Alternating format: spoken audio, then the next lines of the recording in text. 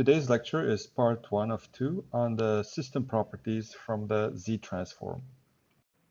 The learning objectives today is to review the concept of convolution and transfer function for LTI systems, and then to talk about causality of the system and how we can deduce whether the system is causal or not from or by studying the transfer function. Just to go quickly over the concept of convolution, I'm not going to go into details because you've seen it before in the Laplace transform or even before that, and I've gone over it in the previous lecture. But as a reminder or review, so we have an LTI system with an impulse response h of n. And suppose that xn is an input, like you can see here in the figure. And the question is, how can I find the output? And the output is given by the convolution. So the convolution of yn with h of n. So here we can say that the output yn is equal to the convolution of x with the impulse response. Now, you can do the convolution in two ways. Either you sum over xk and you shift and flip h, or you sum over hk and you shift and flip x. So, and both of these formulas will give you the same answer. So again, this is the formula of convolution. And we denote convolution by star here. And as I mentioned last time, the nice thing about convolution is that when you take the Z-transform, it becomes a product. So this is why the Z-transform of the output y is equal to h of z times x of z, and we call h of z the transfer function of the system. So it doesn't depend on the input and the output. So for any input and any output, h of z is equal to y of z divided by x of z. And here you have this diagram here that tells you, that kind of summarizes these two slides, that for an input x of n and an impulse response function, an LTI system with impulse response h of n, the output y of n is given by the convolution of x with h, or in the z domain, the output would be y of z equal to x of z times h of z. Let's do an example to just apply what we learned so far, or just to refresh these ideas in our minds. So the question here is to find the impulse response of an LTI system that gives an input y of n equal 1 over 3 n u of n when the input signal is x of n 1 over 2 n u of n. So here, if you try to do it, so we know that we want the impulse response, so we want here h of n. But the way we're going to do it is, first we're going to find h of z, which is equal to y of z by x of z. And then I'm going to try to invert it to the inverse z transform to find the impulse response. So here we know that if I take the z transform, then here y of z by just applying the formula. So this is a right-sided signal, so this is going to be equal to z by z minus 1/3, and the ROC is given by the norm of z is greater than 1/3, and here we get x of z is z divided by z minus 1/2, and the ROC is given by this. Therefore, h of z is y of z by x of z, and y of z, so it's going to be z by z minus 1/3 divided by z minus 1/2, and in both ROCs, 0 is not in the ROC, so we can simplify here. So we're going to get z minus 1/2 divided by z minus 1/3. And the ROC is the intersection, like we said in the previous lecture, because we want both signals to converge, or we want the h of z to be defined and for both signals. So here we get the intersection of these two is z greater to 1/2. And this is exactly what I have done here. I just wrote x of z as a function of z minus 1 as powers of z to the power minus 1, but it's the same thing if you multiply the numerator and denominator by z. So by dividing y of z by x of z, we obtain the z transform of the impulse response, which is the transfer function, which is equal to this expression here. And now, remember, the question is to find the impulse response. So what we have to do is actually to find h of n by finding the inverse or the inverse z transform of this expression. So what we have to do, we have to do partial fraction expansion. But here the partial fraction expansion is easy because we have one denominator with degree 1 and z minus 1. So I can just split these two. I can split the expression into these two parts, and each part I know how to solve to invert easily. So h of n, so I know that the z inverse of this part, so let me color it in, let's say, green, is this thing here. And the z inverse of this guy is 1/3 delay by 1. So the delay by 1 of this guy here. So because what you know here, you know that, so I hope you can see these things quickly by now. So this guy here, right? So the z inverse of this guy, you know that it is 1/2 to the n u of n. Now, but we have things multiplied by z minus 1, so this will give you the delay here. And then when you shift everything by 1, so you get 1/3, 1 times 1/2 n minus 1 u n minus 1, and this is how we get h of n. So far we did a quick review on LTI systems and how to find their impulse response from the transfer function. And now we get to the concept of causality. And the next thing about the Z transform is that we can check some system properties, whether it's causality or stability, by looking at h of z, the transfer function. So let's start by causality. Recall that an LTI system is causal if its impulse response h of n is 0 for all negative n.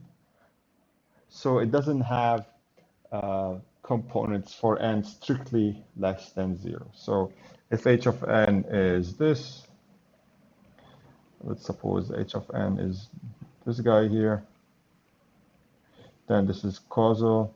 If it's this guy here,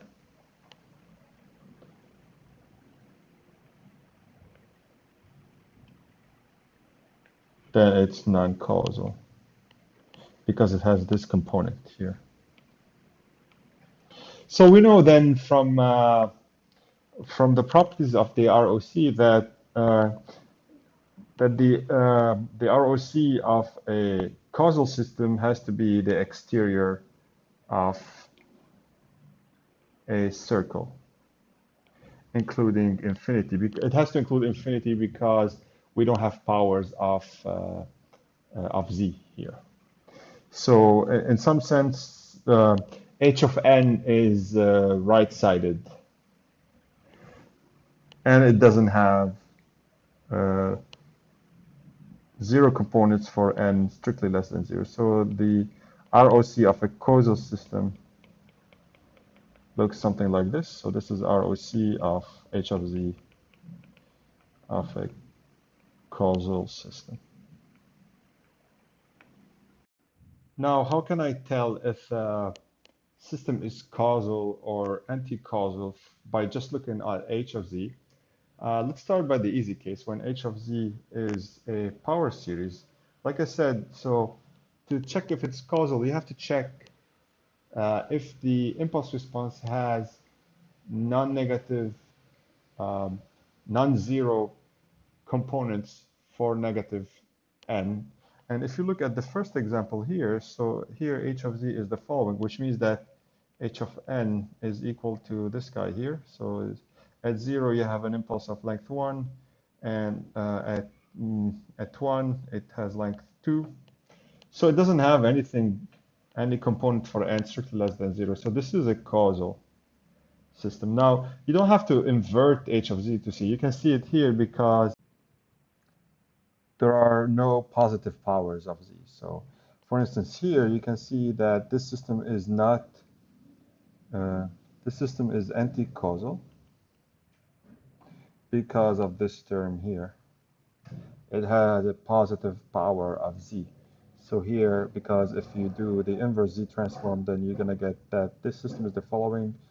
You have an impulse of size 1 at 0, and then you have an impulse of size 2 at negative 1, and 0 at 1, and 2, and 3, and 1/2 at 4. So the problem is this component here. So you just look at the powers of z. If it does not, if the power series does not have positive power of z, then the system is causal. Now, the second case of h of z that occurs a lot, which is the case when h of z is a rational function, then the LTI system is causal if and only if two situations must happen, two conditions must happen. First, the ROC is the exterior of a circle outside the outermost pole. So we must have something that looks like this, the ROC.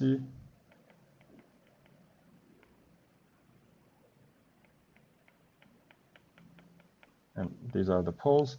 And then the degree of the numerator should be less than the degree of the denominator. And then if you're confused on whether the degree of the denominator should be greater or equal or less or equal, you can test it with an example. So let's suppose that h of z is, and this is the degree in z, not in z minus 1. So let's take something that we already know. So let's suppose that this system is causal. And in this case, let's pick a causal system. So there are no positive degrees. So let's take this 1 plus z minus 1 plus 2z minus 10. So I know this is causal because there are no positive power. Now, you can still look at this as this is divided by 1, right? And what does that mean? This means that the degree of the numerator is in z is negative 10, and here is degree is 1. So this is the degree of p, and this is the degree of q.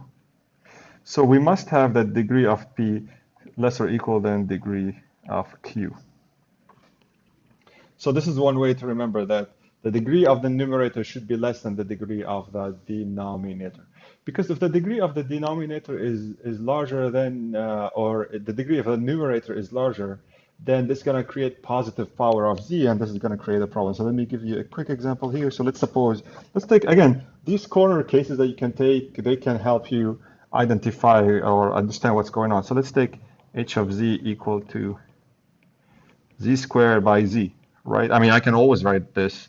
And you can see that here, z squared by z, or let's do this, z squared plus z divided by z, right? So the degree here is 2. And the degree here is 1.